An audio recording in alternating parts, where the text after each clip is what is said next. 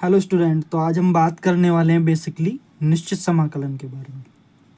ठीक है, तो सबसे पहले हमने इससे पहले बात की थी अनिश्चित समाकलन यानी इंडेफिनेट इंटीग्रेशन के बारे में। तो इंडेफिनेट इंटीग्रेशन के वेरियस मेथड्स के बारे में बात की हमने, यानी 7.7 तक जो हमारी बातें हुई थी वो इंडेफिनेट इंटीग्रेशंस के मेथड पे हुई थी। अब एक नया मेथड आता है डेफिनेट इंटीग्रेशन का। ठीक है, इंडेफिनेट इंटीग्रेशन और डेफिनेट इंटीग्रेशन में बेसिकली ये डिफरेंस है कि इंडेफिनेट इंटीग्रेशन में क्या होता है कि आंसर जो है प्लस सी के रूप में आता है। प्लस सी यानी उसकी इनफाइनाइट चॉइसेस बना देता है वो। मतलब होता है क्या है बेसिकली, अगर यहाँ पे देखें तो एक इंडेफिनेट इंटीग्रेशन जो होता है f x D x plus c, अगर इसका सॉल्यूशन निकालता हूँ मैं तो वो एफ एक्स प्लस सी के रूप में निकल के आता है। यानी सी बिलोंग्स टू कहाँ से करता है, रियल नंबर से करता है ना। तो रियल नंबर से वो जैसे ही बिलोंग करता है, इसका मतलब ये है कि उसकी इनफाइनाइटली मैनी चॉइसेस आ जाती है। क्या आ जाती हैं कि जैसे ही मैं सी की वैल्यू को कुछ दूंगा तो सी की वैल्यू मेरे पास इनफाइनाइटली है। तो जैसे जैसे मैं उनकी वैल्यू देता जाऊंगा उनको, तो उसकी जो इंटीग्रेशन है उसकी वैल्यू चेंज होती जाएगी ना। तो उसके पास इनफाइनाइट चॉइसेस आ जाएंगे बेसिकली। जबकि डेफिनेट इंटीग्रेशन में क्या होता है कि डेफिनेट इंटीग्रेशन आपको एक यूनिक वैल्यू प्रोवाइड करता है। न्यूमेरिकल वैल्यू तो देगा ही देगा, पर एक यूनिक वैल्यू निकाल के देगा आपको। न्यूमेरिकल वैल्यू यूनिक निकाल के देगा आपको ये परफेक्टली। इसमें जो इंटीग्रेशन से जो निकल के आएगी आपके पास वैल्यू इंटीग्रेशन की, वो कैसे निकल के आएगी, यूनिक वैल्यू निकल के आएगी। ये होता है बेसिकली। तो उसके बारे में लिखा भी है कि definite integration has a unique value. क्या देता है, यूनिक वैल्यू रखता है बेसिकली। और इसको डिनोटेट किया जाता है ए to b f x D x से। ठीक है, बेसिकली अगर हिंदी में मैं देखूं तो हिंदी में इसको निश्चित समाकलन बोला जाता है। निश्चित का मतलब होता है फिक्स, यानी फिक्स कर दिया एक को। अनिश्चित का मतलब है जिसको फिक्स ना किया गया हो। ठीक है, तो अब यहाँ पे ये देखो डिनोटेड में देखो ए और बी लिखा हुआ है। ए यानी लोअर लिमिट और बी यानी अपर लिमिट।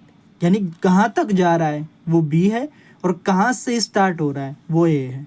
यानी एक जगह से स्टार्ट होता है ना, जैसे यहाँ से जा रहा है और यहाँ तक जा रहा है, तो यहाँ से जहाँ से स्टार्ट हो रहा है वो ए है और जहाँ तक जा रहा है वो क्या है, वो बी है बेसिकली। तो यही लिखा हुआ है, B is called the upper limit and A is called the lower limit. ठीक है, तो ये डेफिनेट इंटीग्रेशन होगा बेसिकली। डेफिनेट इंटीग्रेशन में क्या बताया मैंने कि डेफिनेट इंटीग्रेशन में मेरे को पता है कि कितनी मेरी सीमा है, कि मेरे को कहाँ से कहाँ तक जाना है, और उसकी पर्टिकुलर वैल्यू निकाल के दे देता है। वो आपको न्यूमेरिकल के रूप में निकल के आती है, यूनिक वैल्यू। समझ रहे हैं? अब इसके बारे में देखिए।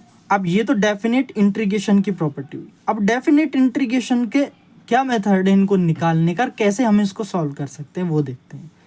ठीक है, the definite integration is introduce either as the limit of sum. एक मेथड है लिमिट ऑफ सम के रूप में निकालने का, और दूसरा मेथड जो होता है वो एंटी डेरिवेटिव के रूप में निकालने का होता है। जो एंटी डेरिवेटिव मेथड है वो हमारा 7.9 स्टार्टिंग जो है ना उसमें आएगा वो बेसिकली। तो उसको बाद में देखेंगे। सबसे पहले हम बात करेंगे लिमिट ऑफ सम के बारे में। तो ये लिमिट ऑफ सम का जो मेथड है ना बेसिकली, वो बड़ा इंपॉर्टेंट मेथड है। उसको समझिए आप कैसे क्या होता है इसके अंदर। ठीक है, चलो बात करते हैं। तो definite integration as the limit of sum, ये क्या होता है, लिमिट ऑफ सम के रूप में डेफिनेट इंटीग्रेशन कैसे निकलता है। अब देखिए, सबसे पहले देखिए, अब पहली बात तो फंक्शन से शुरू होगी ना। तो सबसे पहले जो अंदर फंक्शन आ रहा है ना भैया, वो कैसा होना चाहिए, कॉन्टिन्यूअस होना चाहिए। यानी वो कहीं पे भी फंक्शन बीच में ब्रेक नहीं होना चाहिए, कॉन्टिन्यूटी होनी चाहिए उसकी। और क्या होना चाहिए, एक इंटरवल जो मिल रहा है मेरे को, क्लोज इंटरवल, उसमें डिफाइंड भी होना चाहिए। क्लोज इंटरवल यानी ए टू बी में वो क्या होना चाहिए, डिफाइंड होना चाहिए फंक्शन। एक हम देख रहे हैं कि भाई फंक्शन तो ठीक है लेकिन वो डिफाइंड ही नहीं है, तो ऐसा थोड़ी होना चाहिए। तो सबसे पहले क्या होना चाहिए, कॉन्टिन्यूस होना चाहिए और डिफाइंड होना चाहिए क्लोज इंटरवल में, ठीक है। अब चलो भाई, फंक्शन डिफाइंड भी हो गया, क्या है, एफ एक्स ले लिया, Y equal to F X, एक फंक्शन है जो डिफाइंड भी है और कॉन्टिन्यूस भी है क्लोज इंटरवल में। लेकिन इससे ही सारी बात थोड़ी, आगे देखते हैं क्या है। अब मेरी बात है, अब जो कंसिडर्ड कर रहा हूँ मैं कि जो फंक्शन जो वैल्यू ले रहा है ना सारी, वो सारी वैल्यू कैसी ले रहा है, नॉन नेगेटिव ले रहा है। नॉन नेगेटिव का मतलब पॉजिटिव वैल्यू ले रहा है, इसको क्या बोलते हैं, ऋणात्मक बोलते हैं, यानी पॉजिटिव है बेसिकली, ठीक है। यानी कैसी वैल्यू रख रहा है, नॉन नेगेटिव वैल्यूज रख रहा है।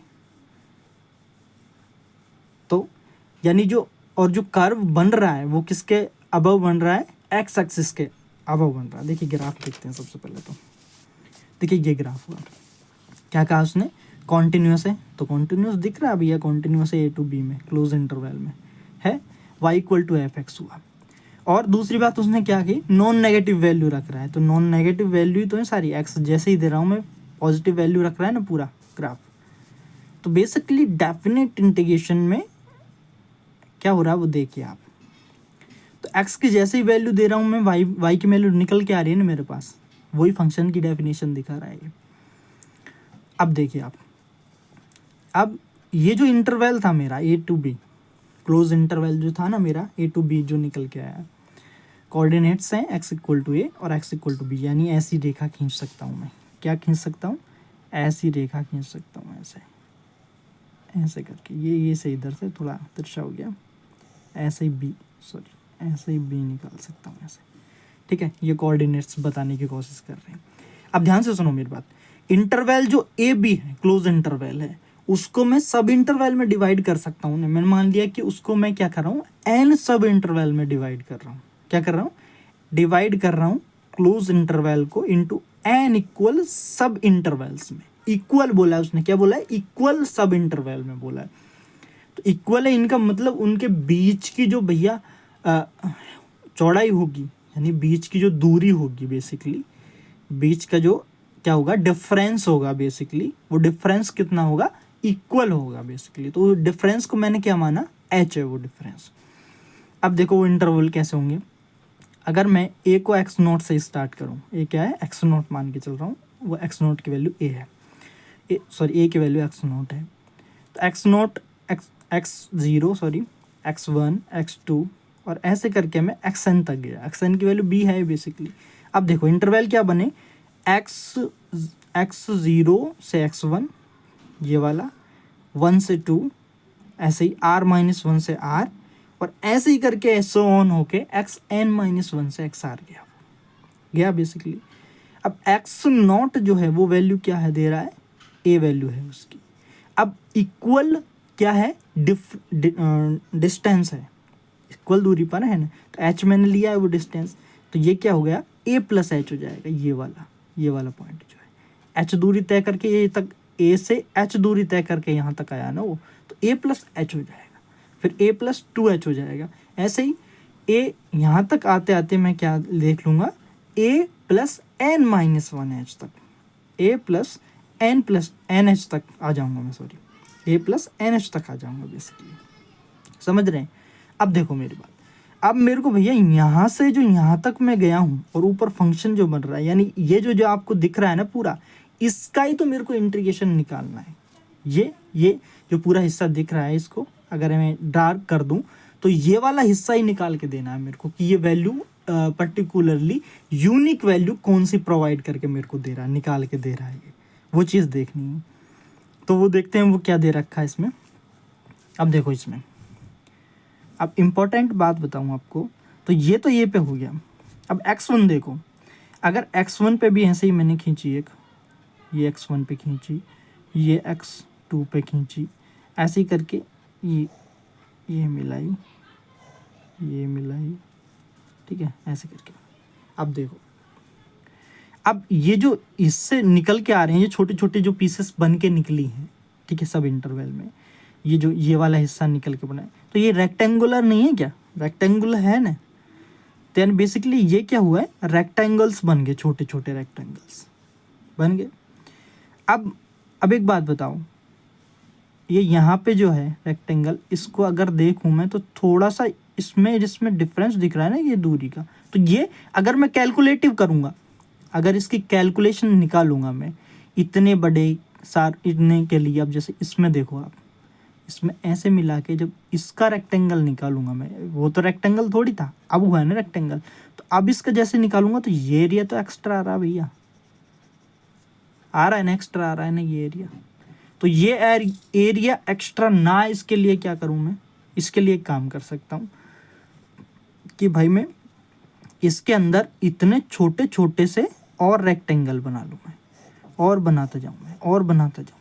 मतलब क्या करूँ मैं कि मैं इतना छोटा रेक्टेंगल्स ले लूँ, इतने छोटे छोटे रेक्टेंगल्स पे बात करूँ कि उनकी जो वैल्यू है वो अप्रोक्सीमेशन देने लग जाए। क्या देने लग जाए? अप्रोक्सीमेशन से आ जाए, यानी एन टेंडिंग टू इन्फिनिटी। मतलब इतना छोटे रेक्टेंगल्स ले लूँ कि उनकी वैल्यू अप्रोक्सीमेशन में निकले, ठीक है, यानी बिल्कुल करेक्ट नहीं, करेक्ट के समथिंग करके निकले बिल्कुल, हाँ। और ये जो एक्स्ट्रा है मार्जिन वो सारा हट जाए। तो उसके लिए क्या करूँगा मैं, जितना पास आऊँगा ना भैया, जितना इसके पास जाऊँगा, ये जितना पास जाऊँगा उतना ये यहाँ पे जो रेक्टेंगल ये बनेगा, अब ये जो रेक्टेंगल बना है इसके पास में, बिल्कुल पास में रेक्टेंगल बना है, उसमें इतना डिस्टेंस और उतना, अब इसमें थोड़ा इतना प्रॉब्लम होगी क्योंकि यहाँ पे ये यहाँ से ये बना दिया था हमने, इतनी प्रॉब्लम नहीं इन्होंने ना, एक्स्ट्रा एरिया ऐड हुआ, ये जो क्षेत्र था ये ऐड थोड़ी हुआ है, उसमें नहीं हुआ ना। तो इसके लिए क्या करते हैं, एन टेंडिंग टू इन्फिनिटी, यानी रेक्टेंगल के जो रेक्टेंगल का जो एरिया है उस एरिया में एन टेंडिंग टू इन्फिनिटी, यानी limit N tending to infinity, मतलब इन्फिनिटी तक उसको छोटे छोटे करके, इन्फिनिटी टाइप से उसका छोटे छोटे करके एडिशन किया जाए तो उसकी वैल्यू इंटीग्रेशन की क्या निकलेगी, एक्यूरेट निकल के आएगी। ये बताने की कोशिश कर रहा है ये बेसिकली, ठीक है। अब देखो सबसे पहली बात तो ये एक्स एन बी के इक्वल था, और एक्स एन किसके इक्वल है, ए में अगर एन एच यानी एन टाइम तो है ही, और एच यानी उसकी जो क्या थी, डिस्टेंस थी वो, तो एक्स एन बी के इक्वल है। अब यहाँ पे देखो एक्स एन बी के इक्वल है और ये ए प्लस एन एच के इक्वल है, अब एन बी नहीं एन एच है, ठीक है। अब देखो यहाँ पे तो बी, अगर यहाँ से मैं क्या करूँ, एन की वैल्यू निकाल लूँ, एन टेंडिंग करवाना है तो एन की वैल्यू चाहिए मेरे को, तो भैया B minus A upon H हो गया ये वाली वैल्यू, यहाँ से एच की भी निकाल सकते हैं, वो होता है B minus A upon N, ठीक है। अब देखो एच के काम आएगा दोनों चीज़ों के। अब क्या निकल के आया, रेक्टेंगुलर निकल के आया। अब रेक्टेंगुलर का एरिया क्या होता है, बेसिकली क्या होता है, रेक्टेंगुलर का एरिया क्या होता है, तो वो होता है भैया हाइट इनटू विड्थ। हाइट यानी उसकी ऊंचाई, और विड्थ यानी जो चौड़ाई ले रहे हो, जो डिस्टेंस ले रहे हो, डिस्टेंस भी लिख सकते हो उसको, ठीक है। तो अब वो क्या हुआ, हाइट कहाँ से, यहाँ से लेकर मैं ऊपर कहाँ तक जा रहा हूँ फंक्शन में, वो उसकी हाइट हुई। और विड्थ का मतलब जो मैं डिस्टेंस कवर कर रहा हूँ, उस इंटरवल में कितनी डिस्टेंस कवर कर रहा हूँ, वो उसकी क्या होगी, वो उसकी बेसिकली क्या होगी, एच के बारे में बात कर रहा है कहने का मतलब। तो ये क्या होगी, एच होगी, और ऊपर फंक्शन जो है ए पे फंक्शन ने वैल्यू क्या ली, अब जब ए इसमें रख दूंगा तो Y equal to F A हो जाएगा ना बेसिकली। तो हाइट कितनी होगी, इंटरवल एक्स नोट से एक्स वन में, यानी ए से एक्स वन में, तो एफ ऑफ ए और एच होगी, हुई ना, एफ ऑफ ए और एच होगी बेसिकली। अब यहाँ पे देखना मैं सन्निकटन जो ले रहा हूँ ना, बेसिकली अप्रोक्सीमेशन ले रहा हूँ, वो कहाँ कर रहा हूँ, इसके पास में जा रहा हूँ, इसीलिए एफ ऑफ ए पे बात की। अब इसके पास में जाऊँगा, इसके पास में छोटा करता करता ऐसे ही करते करते जाऊँगा ना, इसीलिए इन पॉइंट्स पे मैं बात करता आ रहा हूँ, ठीक है। ये एक्स एन पे ना बात के एक्स एन माइनस वन पे बात करूँगा मैं, क्यों, क्योंकि मैं इधर साइड से अप्रोक्सीमेशन लूँगा, इधर से पास में छोटे वाले हिस्से का, समझ रहे हो। तब ये F of A into H हुआ, यानी हाइट हुई एफ ऑफ ए, फंक्शन नीचे से ऊपर तक कितना मैं जा रहा हूँ फंक्शन में, और इंटू विड्थ यानी डिस्टेंस कितनी हुई, एच हुई, उसका मल्टीप्लिकेशन। अब ये तो एक्स नोट और एक्स वन के सब इंटरवल की बात है, मेरे को तो एन तक इंटरवल तक डिवाइड किया है ना मैंने, n इंटरवल सब इंटरवल्स में डिवाइड किया है मैंने अपनी ए बी इंटरवल को, क्लोज इंटरवल को। अब तो उनका सबका एडिशन कैसे होगा कि आर की वैल्यू अगर 0 से लेके, मतलब कहने का मतलब वो छोड़ो, आप यहाँ से देखो, अगर मैं क्या करूँ x0 से x0 से x1 लूँ, फिर x1 से x2 लूँ, x2 से x3 लूँ, तो ये सारे ये इसी प्रकार आएंगे ना, जैसे h a क्या था x0 था ना, तो f of x0 plus h f of x1 ऐसा करके ये निकल के आ जाएगा, पूरा निकलेगा ना, निकल आएगा f ऑफ xn-1 तक। क्यों? क्योंकि यहाँ अप्रोक्सीमेशन देख रहे हैं इंटरवल, इस इंटरवल में xn वाली में अप्रोक्सीमेशन कहाँ दे रहा है, xn-1 तक अप्रोक्सीमेशन ले रहे हैं। अब देखो आगे, अब ये जो है समेशन की वैल्यू है, समेशन की है कि ये कैसे दिखाया मैंने, ये h f ऑफ x0 यानी r की वैल्यू यहाँ से अगर 0 रखूँगा तो ये आएगा, 1 रखूँगा ये आएगा, ऐसे करके मैंने पूरा एक साथ में दिखा दिया है उसको समेशन में। ठीक है, ना लिखो कोई दिक्कत नहीं है। इसको रिप्रेजेंट तो मैंने बताया डिनोट कैसे कर सकते हैं इंटीग्रेशन को, a to b fx dx करके। ठीक है, अब ये देखो, अगर भैया मेरे को अप्रोक्सीमेशन वैल्यू चाहिए तो क्या चाहिए, एन को मैंने बोला ना, एन को आपको कहाँ पे, इन्फिनिटी की तरफ भेजना पड़ेगा, यानी छोटे छोटे जितने हो सके उतने रेक्टेंगुलर बनाने होंगे।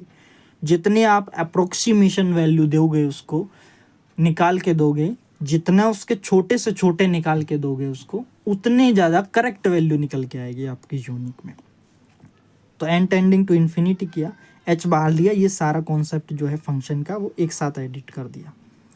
अब एच की वैल्यू क्या थी, b minus A upon N थी, वो पुट करते हैं। तो b minus A upon N जो वैल्यू थी उसको पुट करते हैं।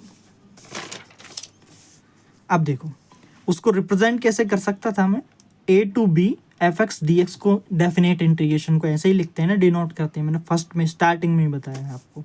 ठीक है, तो limit n tending to infinity पे h की value b minus A upon N, अंदर f of a plus F of A plus एच, ये कैसे लिख दिया, अंदर क्या था x0 था 1 था, उसकी वैल्यू क्या बताई थी मैंने कि a तो है, a से मैं h डिस्टेंस कवर करके आगे पहुंच रहा हूँ x1 पे, वो तो कितनी दूरी कर ली, a प्लस एच दूरी, तो ऐसे करके वो लिखी है जो मैंने लिखी है।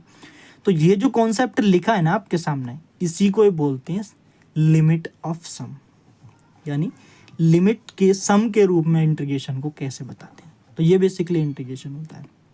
मतलब बेसिकली अगर देखें आप, एक कुर्सी लेता हूँ मैं, कुर्सी, ठीक है, उस पर मैं टॉर्च डालता हूँ, टॉर्च, तो उस टॉर्च डालने पर उसकी जो परछाई निकल के आती है, शैडो निकल के आती है, वो ज़मीन पे दिखाई देती है आपको, वो शैडो का जो क्षेत्रफल निकाले हुए आप डेफिनेट इंटीग्रेशन से निकालना चाहते हो, तो उसकी लिमिट फिक्स होंगी ना, दो कुर्सी के जो दो हिस्से होंगे, वो एक से स्टार्ट एक से एंड हो रहा होगा बेसिकली, तो वहाँ से उसके बीच के जो ग्राफ को देखोगे आप, बेसिकली फंक्शन के ग्राफ के रूप में देखोगे, तो उसको कवर करने के लिए आप क्या करोगे, इंटीग्रेशन का सहारा लोगे ना। तो उसमें क्या करोगे आप, छोटे छोटे रेक्टेंगल बनाओगे और अप्रोक्सीमेशन वैल्यू के लिए उसको एन टेंडिंग टू इन्फिनिटी भेजोगे। क्या करोगे, एन टेंडिंग टू इन्फिनिटी भेजोगे, जिससे अधिक एकदम एक्यूरेट वैल्यू आपकी निकल के आए, बेसिकली यही तो है। तो ये इसको बताने की कोशिश करता है। अब इससे रिलेटेड दो एग्जाम्पल हैं, उनको देख लीजिए आप। फर्स्ट है 0 to 2 x² + 1 dx as the limit of sum, निकालनी है, इसको फाइंड करना है। ठीक है, अभी जो मेथड सीखा a to b F x D X limit n tending to infinity, h की वैल्यू n के रूप में लिखनी है, h मैंने लिख रखा है शुरू में, ये उसका मेथड है। क्या दे रखा है, b की वैल्यू 2 दे रखी है, a की वैल्यू 0 दे रखी है, लोअर लिमिट और अपर लिमिट, फंक्शन x² + 1 दे रखा है। अब h निकाल लीजिए, h क्या होती है, b minus A upon N होती है, तो b2 a0 अपॉन एन, यानी 2 अपॉन एन होगी। ठीक है, अब देखिए 0 to 2 x² + 1 dx है ना। मेथड क्या कहता है, limit n tending to infinity, h की value 2 upon n plus F of a यानी एफ ऑफ 0 की value, f of A plus h यानी 0 प्लस एच की वैल्यू, यानी एच की वैल्यू, ये क्या है एफ ऑफ 0, ये क्या है एफ ऑफ एच, ऐसे ही करके एफ ऑफ n-1 एच तक। ये मैंने आपको मेथड बताने के लिए पूरा लिखा है। ठीक है, बाकी आप डायरेक्ट लिख सकते थे एफ ऑफ 0 करके, समझ रहे हैं ना। तो अब यहाँ देखिए मैंने ए के अकॉर्डिंग करके काम किया है, वो देखिए आप। तो ए रखा मैंने इसमें, तो ये ए स्क्वायर प्लस वन हुआ। ए प्लस एच रखा इसके अंदर, तो ए प्लस एच के होल स्क्वायर प्लस वन, ऐसे करके ये पूरा लिखा। अब देखो अगर वन यहाँ पे देखूँ, वन यहाँ पे, तो वन कहाँ तक, एन माइनस वन, नहीं एन टाइम तक ऐड हो रहा है, एन माइनस वन तक नहीं, एन तक ऐड हो रहा है बेसिकली। क्यों? क्योंकि स्टार्टिंग देखो आप, स्टार्टिंग ये नॉट से शुरू हो रही है ना, समझ रहे हो? यानी ये क्या है, एक्स नॉट है ना, एक्स वन से एन माइनस वन तक, तो एन माइनस वन तो हो ही गई, लेकिन एक्स नॉट की अगर मैं बात करूँगा उसके अंदर एक प्लस करूँगा तो एन तक ही तो बात हो रही है। तो बेसिकली क्या हो गया, एन टर्म्स ऐड हुए हैं। ऐसा ही ए स्क्वायर जो है, इसमें भी a square plus two A h plus h square निकलेगा, टू ए एच प्लस एच स्क्वायर, तीनों टर्म्स अलग अलग कर दिए मैंने साहब। तो वो भी एन टाइम तक ऐड हो रहा है, ए स्क्वायर कॉमन ले लूँ तो one one one N time तक ऐड हो रहा है, ठीक है। अब देखो यहाँ से निकला टू ए एच, नेक्स्ट से निकलेगा फोर ए एच, नेक्स्ट से निकलेगा सिक्स ए एच, निकलेगा ना, होल स्क्वायर होगी तब निकलेगा, ठीक है। तो भैया अब two A H four A H ये वाला लिख लिया मैंने, लास्ट एच स्क्वायर निकलेगी, सेकंड से फोर एच स्क्वायर निकलेगी, तो उनको भी लिख लिया मैंने। अब जैसे ही कॉमन किया तो भैया ये एन टाइम्स तक है, तो एन ही तो लिखा हुआ है ये। अगर वन को एन टाइम तक ऐड कर रहे हो तो एन ही तो लिखोगे, उसको नहीं लिखोगे। ए स्क्वायर को अगर वन को ऐड कर रहे हो तो एन हो गया, तो एन ए स्क्वायर हो गया वो। बाकी ये टू ए एच कॉमन लिया, वन टू थ्री ये अंदर बचेगा, एच स्क्वायर कॉमन लोगे तो one plus four plus N minus one, N minus one,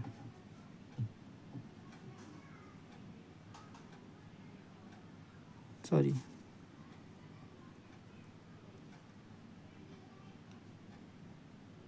हाँ एन तक जाएगा, एन माइनस वन थोड़ी जाएगा भैया, ठीक है।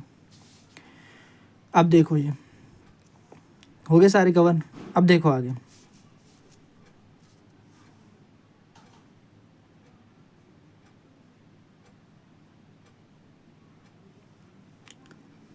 अब देखो वो कह रहा है, देखो ए स्क्वायर टू ए एच और प्लस एच स्क्वायर, इनका फंडा देखो आप समझो। टू ए एच का जो कॉन्सेप्ट है वो एन माइनस वन तक ही जाएगा, सही है, और ये भी एन माइनस वन के होल स्क्वायर तक जाएगा। अब समझिएगा बात मेरी ध्यान से, जब मैं वन टू थ्री इनको ऐड करता हूँ तो इनका फॉर्मूला क्या होता है, one plus two plus three plus four, तो एन टाइम्स तक ऐड करता हूँ तो उनका फॉर्मूला होता है N, N plus one by two होता है। लेकिन यहाँ मैं एन तक ना जाके एन माइनस वन तक जा रहा हूँ, तो फॉर्मूला क्या होगा, N minus one N plus one, तो ऐड करेंगे तो एन ही बच जाएगा, हाँ एन माइनस वन एन की वैल्यू है, प्लस वन ऐड करेंगे क्या बचेगा, एन ही तो बचेगा, तो ये हुआ same as N minus one भैया एन, ठीक है प्लस है तो, और ये क्या होगा आपका two N minus two plus one हो गया, यानी टू एन माइनस वन हो गया, ठीक है। आगे देखो आप, तो ये टू कॉमन कर लिया, टू अपॉन एन है ना, एन अंदर मल्टीप्लाई वन प्लस ए स्क्वायर, ये एन कॉमन लेके ये एन यहाँ पे मल्टीप्लाई, क्या हुआ देखो सुनो यहाँ पे क्या किया मैंने, एक एन तो था, एच की वैल्यू रखने पर B minus A upon N निकला, एक एन उसका मल्टीप्लीकेशन से ये एन स्क्वायर हो गया। अब यहाँ से एन स्क्वायर कॉमन लिया तो ये एन तो हट गया, one upon one, one minus one upon N हो गया ये वाला हिस्सा। अब वो दोनों एन स्क्वायर कैंसिल आउट हो गए और ये वैल्यू निकली। अब यहाँ से देखो ये देखिए, एच स्क्वायर की वैल्यू रखी तो एन स्क्वायर आई, एक एन मल्टीप्लाई हुआ एन क्यूब हुई, यहाँ से एन क्यूब निकाली तो ये क्या बचा भैया, ये बचा one minus one upon N, N तो बाहर है ही एक, और ये हो गया two minus one upon N, समझ गए। अब देखो एन टेंडिंग टू इन्फिनिटी है तो वन प्लस ए स्क्वायर में तो कोई दिक्कत है ही नहीं।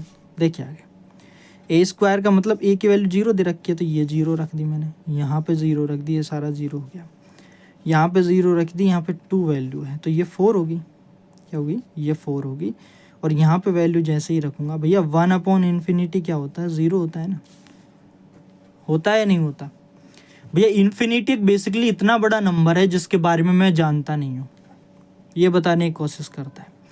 तो एक बड़े नंबर से जब मैं एक छोटे नंबर को डिवाइड करूँगा तो वो उसकी वैल्यू बहुत ही छोटी निकल के आएगी, बहुत ही छोटी निकल के आएगी। अब वो 0.00000000 पता नहीं कितना ज़ीरो करके निकल के आ रही है, तो उसको भैया मैं ज़ीरो ही तो बोलूँगा, नहीं बोलूँगा। तो 1/∞ क्या ज़ीरो हो जाएगा। तो ये वाला हिस्सा zero, 1 minus zero, 2 minus zero, यानी 2 बच जाएगा बस खाली यहाँ पे 2/6। तो अब यहाँ से ये जो 4 निकला, 2² जो 4 है और 2/6 है, प्लस 1 ऐड ये वाला और 2 बाहर है। तो इन सब को अगर खींच के लूँ मैं यहाँ से 2, 1 प्लस 8/6 2, ये क्या हुआ 4/3 यानी 7/3 इज इक्वल टू 14/3 निकल के आ रहा है। समझ रहे हैं ना क्या निकल के आ रहा है, 14/3 निकल के आ रहा है। एक अच्छा क्वेश्चन है, कॉम्प्लिकेटेड था नहीं, मैंने फॉर्मूला बीच में लगा के कॉम्प्लिकेटेड लग रहा है ज़्यादा। नेक्स्ट एक और एग्जांपल देख लेते हैं। ये देखिए, ये फॉर्मूले याद करने हैं आपको, ज़रूर लिख लेना है। वीडियो थोड़ा सा स्टॉप करके ये तीनों फॉर्मूले कहीं पे लिख लेना। अगर ये चैप्टर करना है ना आपको तो ये फॉर्मूले ज़रूरी हैं। ये और फॉर्मूले हैं जो जीपी के लिए काम आएंगे। ज्योमेट्रिक प्रोजेक्शन के लिए जो फॉर्मूला है वो e⁻x में काम आएगा आपके लिए। वो क्या कहता है, ए r⁻n-1 r-1 जब r ग्रेटर देन हो और r लेस देन हो उस टाइम पे ए 1 माइनस r⁻n/1 - r। ठीक है, ये दो फॉर्मूले होते हैं, याद रखिएगा, जीपी में बहुत काम आएंगे आपके। चलो तो स्टार्ट करते हैं ये वाला question. 0 to 2 e⁻x dx given a की वैल्यू यहाँ पे 0 और b की वैल्यू 2 दे रखी है। अब देखो यहाँ पे h की वैल्यू जैसे ही देखता हूँ वो b - a/n होती है। देखिए b2 है, a 0 है, तो यानी भैया 2/n होगी। फंक्शन e⁻x दे रखा है, फॉर्मूला यूज़ करते हैं। तो क्या कहता है, limit n tending to infinity h f(a) a plus h a plus 2h a plus n-1h होता है। अब देखो अच्छा से, h की वैल्यू 2/a, a की वैल्यू 0 है तो f(0) plus h 0 plus 2h और 0 प्लस n-1h है बेसिकली। अब देखिए आगे, 2 बार किया 1/n रखा, तो 1 प्लस e⁻h e⁻2h और e⁻n-1h तक गया। अब ये 1 है, इसका मतलब e⁻0 ही तो हो गया, यानी a की वैल्यू यहाँ पे क्या दे रखी है, ये क्या है जी, ये क्या है भैया, ये क्या है, ये इनफाइनाइट जीपी तो है, लिख रही है ना इनफाइनाइट जीपी तो है, एडिशन में है लेकिन क्या है जीपी तो है basically, infinite GP, geometric position इसको बोलते हैं। अब देखिए यहाँ ध्यान से, तो ये a की वैल्यू क्या होगी, e⁻0 जो है a की वैल्यू में आ गई। यहाँ से अगर देखूँ तो e⁻h r के रूप में, r मतलब कॉमन फैक्टर जो है, अगर मतलब सेकंड टर्म्स को 1 टर्म से डिवाइड करूँ, थर्ड टर्म्स को 2 से डिवाइड करूँ, 2 टर्म्स से, तो क्या निकल के आ रहा है कॉमन फैक्टर, उसको क्या बोलते हैं, r बोलते हैं। तो वो क्या है e⁻h, उसकी पावर n जो मैंने अभी लिखा है -1, e⁻h -1 r -1 नीचे। अब देखो इसको n के फॉर्म में किया तो ये 2/n होगा ना, h की वैल्यू 2/n ही तो चल रही है ऊपर से, वो लिख रही, देखिए दिख रही है ना आपको, तो 2/n की तो ये n कैंसिल हो जाएगा, तो e की स्क्वायर -1 बच जाएगा यहाँ पे। अब वो क्या है, न्यूमेरिकल वैल्यू है तो बाहर कर दी वो। अब ये 2 यहाँ पे ले आया मैं अंदर, 2/n, और ये जो e⁻2/n-1 इस पे किया मैंने नीचे 2/n लिख सकता हूँ, नहीं लिख सकता, नीचे भी ला सकता हूँ ना उसको। अब इसमें अगर limit n tending to infinity पे भेजा इसको मैंने जैसे ही, तो आपने एक LH रूल पढ़ा होगा, DL हॉस्पिटल LH रूल पढ़ा होगा। वो क्या कहता है, अगर आप कुछ भी कर रहे हो, यानी limit n tending to infinity भेज रहे हो और न्यूमरेटर आपका और डिनोमिनेटर जो है इनफाइनाइट बाय इनफाइनाइट फॉर्म में या 0/0 फॉर्म के रूप में बन रहा है, तो उस टाइम पे आप मेरा सहारा ले सकते हो। वो क्या कहता है कि भाई क्या करो, आप न्यूमरेटर का डेरिवेटिव कर दो और डिनोमिनेटर का डेरिवेटिव कर दो। अगर उस टाइम पे अगर वो फॉर्म चेंज हो रही है, यानी इनफाइनाइट बाय इनफाइनाइट फॉर्म या 0/0 फॉर्म चेंज हो गया आपकी, अब 0/0 फॉर्म नहीं रही, तो वैल्यू निकल जाएगी, नहीं वापस फिर दोबारा से लगाओ उसको। अब यहाँ पे देखो n टेंडिंग टू इन्फिनिटी पे ये क्या निकल के आई, 0 निकल के आई वैल्यू, और इसकी वैल्यू क्या 2/n यानी 0, e⁻0 यानी 1, 1 - 1 यानी 0, यानी 0/0 फॉर्म होगी ना बेसिकली, होगी। तो बेसिकली इस इंटीग्रेशन की जो वैल्यू है, इंटीग्रेशन की जो वैल्यू है वो 1 निकल के आती है। कैसे निकल के आएगी वो आप देखेंगे। मैंने आपको बता दिया कि LH रूल क्या होता है और कैसे यूज़ करना है, ठीक है। 11th क्लास का टॉपिक है ये आपका, तो वहाँ पे जाके अपना LH रूल देखो, LH रूल को चेक करो पूरा। मैंने बताया कि ऊपर का डेरिवेटिव करना है न्यूमरेटर का, डिनोमिनेटर का डेरिवेटिव करना है। अगर फॉर्म रिड्यूस हो रही है तो ठीक है, नहीं हो रही तो वापस से करना होगा एक बार और, ठीक है।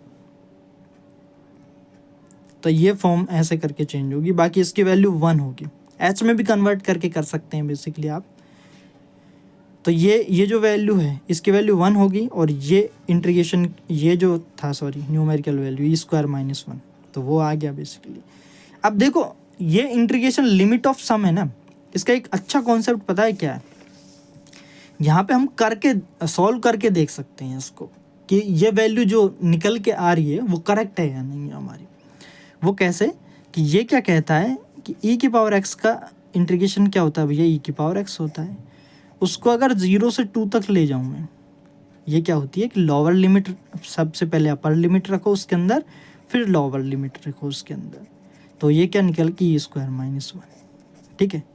तो यानी लिमिट ऑफ सम का जो आंसर निकला है वो आपका सही है या गलत है, ये आपका डेफिनेट इंटीग्रेशन के डायरेक्ट जो है एंटी डेरिवेटिव वाला फॉर्मूला जो सेकंड में हम बात करने वाले हैं मेथड पे, वो आपको डायरेक्ट बता देगा वो चीज़ के बारे में। तो नेक्स्ट वीडियो में अभी तो इसके क्वेश्चन हैं वो सारे डिस्कस करेंगे, उससे बाद में जो मेथड आएगा ना उससे आप अपना आंसर भी चेक कर सकते हो कि जो निकाला है वो सही है या नहीं है, ठीक है। बाकी आपकी वीडियो हर सप्ते में 2 वीडियो आएंगी, एक ट्यूसडे को आएगी और दूसरी जो वीडियो है वो शायद सैटरडे को आएगी, ऐसे करके आएंगी, क्योंकि मेरे को थोड़ा सा टाइम नहीं मिल पा रहा है आपकी क्लास लेने के लिए, ठीक है, इसीलिए काफ़ी दिन से क्लास नहीं हो पाई थी। बाकी आज आपका जो है एक इम्पोर्टेंट कॉन्सेप्ट निकल के आया है ये, जो आपको आगे जो है BSc में रीमान इंटीग्रेशन के बारे में सिखाएगा, डेफिनेट इंटीग्रेशन की स्ट्रॉन्ग प्रॉपर्टीज़ के बारे में बताएगा, ठीक है। तो बाकी इसको एक बार अच्छे से देख लेना, एक बार अच्छे से समझ लेना, ठीक है। क्वेश्चन लगाना, नहीं लगेंगे तो नेक्स्ट वीडियो में आपको जब होगी तब वो उसका सॉल्यूशन तो मिल ही जाएगा, बट बाकी एक बार लगा के प्रयास ज़रूर करें, ठीक है। बाकी धन्यवाद।